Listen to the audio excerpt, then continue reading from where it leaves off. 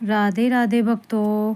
आज हम कार्तिक स्नान की विधि बताना चाहेंगे। पहले तो आप सभी को कार्तिक मास की हार्दिक शुभकामनाएं। कार्तिक मास की शुरुआत शरद पूर्णिमा से होती है।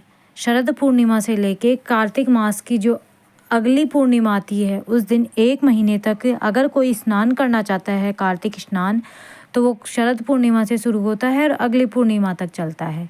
इस स्नान की विधि में सबसे पहले शुरुआत क्या करनी है, इसमें अपने को 5 चीज़ों का ध्यान रखना है। स्नान, ध्यान, भजन, व्रत और पूजा। पूरे महीने अपने को इन 5 नियमों को ध्यान रखना है। सबसे पहले क्या करना है, पूरे महीने ब्रह्म मुहूर्त में स्नान करना है। ब्रह्म मुहूर्त में स्नान करने के बाद आपको क्या करना है, वो स्नान भी कैसे होना चाहिए, ठंडे जल से होना चाहिए। अगर आप लोग कोई बीमार है, बूढ़े हैं, बच्चे हैं, तो वो क्या कर सकते हैं, गुनगुने पानी से नहा सकते हैं। लेकिन शास्त्रों में इसके लिए यही नियम बताया गया है कि अपने को ठंडे पानी से ही स्नान करना चाहिए।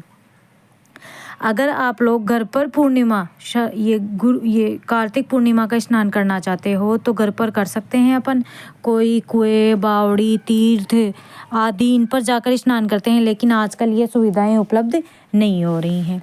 तो क्या करना है, इसमें पतवारी बनानी पड़ती है। वो पतवारी अपने को 1 दिन पहले बनानी है। 1 दिन पहले किस में बनानी है, तुलसी जी के पास पतवारी बनानी है। क्या किसी खाली गमले में भी बना सकते हो। और उनमें अपने को जौ बोना है और 5 छोटे छोटे पत्थर के टुकड़े रख देने हैं। और अगर चाहो तो ईंटों से भी आप पतवारी बना सकते हो। पहले के ज़माने में जो औरतें हुआ करती थी वो ईंटों से ही पतवारी बनाती थी।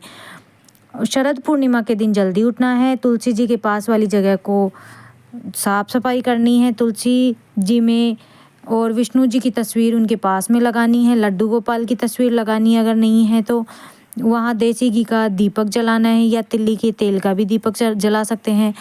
और कार्तिक स्नान की कहानियाँ सुननी है, भजन गाने हैं, विष्णु जी के, लक्ष्मी जी के, इनके भजन गाने हैं। और उनके अलावा आप तुलसी जी की, लपसी तपसी की, लक्ष्मी जी की ये कहानियाँ भी सुन सकते हैं। और क्या करना है, अगर किसी से पूरे महीने व्रत नहीं हो सकता तो वो क्या कर सकता है, पूरे कार्तिक में क्या तो कार्तिक की 2 एकादशी आएंगे उनका व्रत कर सकता है, पूर्णिमा 2 आएंगी पूर्णिमा का व्रत कर सकता है। इसमें और क्या करना है, दान का बहुत महत्व होता है। अगर जो अपन दान इस 1 महीने के अंदर करेंगे उसका अनंत गुना अपने को फल मिलता है। तीसरी चीज़, अपने को दीपदान का भी बहुत महत्व माना जाता है। दीपदान क्या करना है, कहीं कुएं बावड़ी पर दीपक नहीं जला सकते तो तुलसी जी के पास और जो पतवारी है उसके पास दीपक जलाना। और अपने जो लड्डू गोपाल जी हैं, ठाकुर जी की जो मूर्ति अपने घर में लगी हुई है, घर के मंदिर में, अपने जो रसोई में जो मटका रहता है वहाँ पर भी आप दीपक जला सकते हैं। दीपक कैसा होना चाहिए, क्या तो घी का होना चाहिए या तिल्ली के तेल का होना चाहिए। दूसरी चीज़, शाम के समय भी अपने को पतवारी के सामने दीपक जलाना है। पूरे महीने एक समय अपने को खाना खाना है।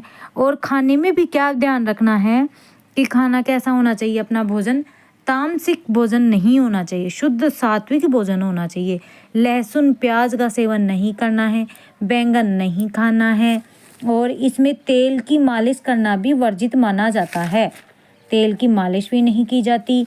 मत्स्य रूप धारण किया था विष्णु भगवान ने कार्तिक के महीने में, इस वजह से इसमें मछली का भी सेवन नहीं किया जाता है।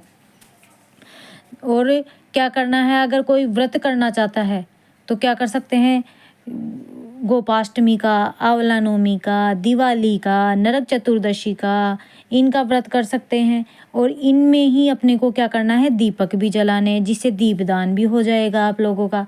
अन्नदान करना है, जिसमें क्या कर सकते हैं, अन्न का दान कर सकते हैं, किसी भूखे व्यक्ति को भोजन भी करा सकते हैं। वस्त्रों का दान भी कर सकते हैं, वस्त्र में सर्दियों के कपड़े भी दे सकते हैं। और भजन करना है, भजन में क्या, ऐसे विष्णु भगवान के भजन, विष्णु जी का ध्यान करना है, कहानियाँ सुननी है, आरती करनी है, पूरे दिन भगवान का ध्यान करना है। नेगेटिव विचार अपने दिमाग में नहीं लाने हैं, किसी की चुगली नहीं करनी है, किसी की बुराई नहीं करनी है। और सारी चीज़ों को अपने को ध्यान रखना है। पूरे महीने अपने को इन चीज़ों का ध्यान रखना है, तभी कार्तिक स्नान पूर्ण माना जाएगा। और अपने सामर्थ्य के अनुसार अपने को शरद पूर्णिमा से संकल्प लेना है कि मैं इतने दिन स्नान करूँगी या करूँगा। मेरी इतनी ही श्रद्धा है कि मैं पूरे महीने व्रत नहीं कर सकती, तो मैं केवल 5 दिन व्रत कर लूँगी, 2 दिन व्रत कर लूँगी। तो इसके अनुसार अपने को संकल्प शुरुआत में ही लेना है कि इस दिन मैं ये नियम ले रही हूँ।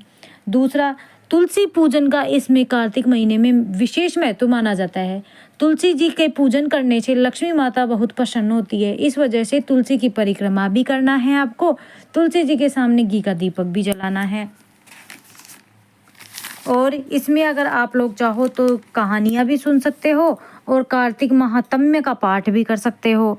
कार्तिक महात्म्य का पाठ नहीं है तो आप केवल 5 कहानियाँ सुनकर ही अपने व्रत को पूर्ण कर सकते हो, लेकिन साथ साथ अपने को भगवान विष्णु की आराधना भी करनी है। भगवान विष्णु और लक्ष्मी जी की साथ साथ वाली जो तस्वीर अगर आपके पास है तो उसको सामने रखकर, पूरे महीने उसको सामने रखकर उसके सामने ओम नमो भगवते वासुदेवाय नमः का जाप आप 108 बार रोज की 1 माला कर सकते हो। इसी से कार्तिक महात्म्य, कार्तिक का जो महीने का जो स्नान है वो ही पूर्ण माना जाएगा, क्योंकि जो कार्तिक महीना होता है वो भगवान विष्णु को अत्यंत प्रिय होता है। इसमें भगवान विष्णु 4 महीने से विश्राम करने के लिए गए हुए थे, वो अब क्या हो जाएंगे, उठ जाएंगे। तभी तो देवात्थान एकादशी मनाई जाती है, उस दिन से अपने विवाह संस्कार शुरू हो जाते हैं। जय जय श्री राधे।